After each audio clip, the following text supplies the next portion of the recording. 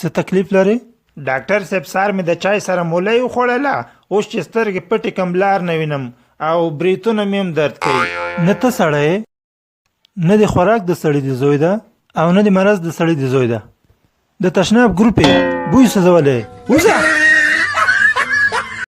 احمده یو پوښتنه درته کوم. وکه. په سپوږمۍ باندې لومړی قدم چا کېښود؟ نیل آرمسټرانګ. او دوم قدم؟ دوم قدم په کې هغه کېښود. ته څه وایې چې په سپوږمۍ کې خوسی کوو؟ ایمل جانه پوهېږې ما ته خدای پاک 2 ښه نعمتونه راکړي دي. کوم؟ یوه ښه حافظه او بل رانهیر شعر.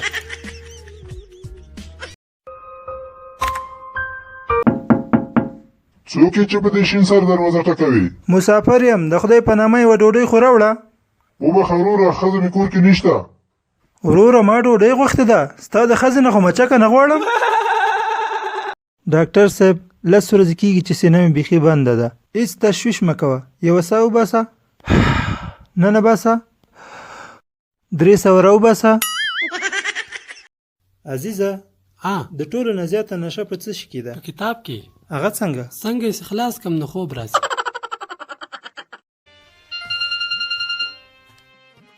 اورمه. یو ښه خبر دی درته وایم. ووایه ووایه.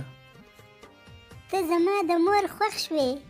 ای لیونۍ، مور ته دې ووایه چې ما هیر کړي، ځکه زه که واده کوم نو صرف تا سره به یې کوم.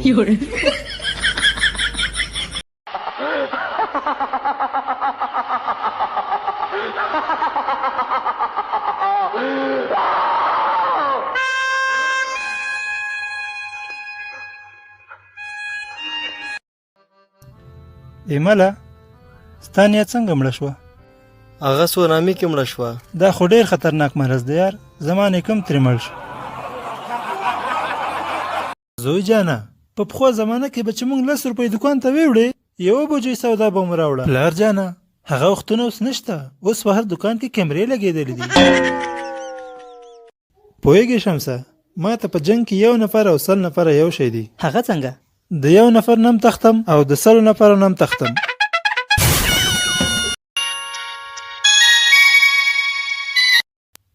بلې څوک خبرې کوي؟ د زمري زوی خبرې کوم. هیله کوم خپل نوم دې راته ووایه. همدغه مې نوم دی که نه؟ د زمري زوی. ښه دا راته ووایه چې زمری ستاسو کره راغلی و او که ادې د ځنګل ته تللې وه.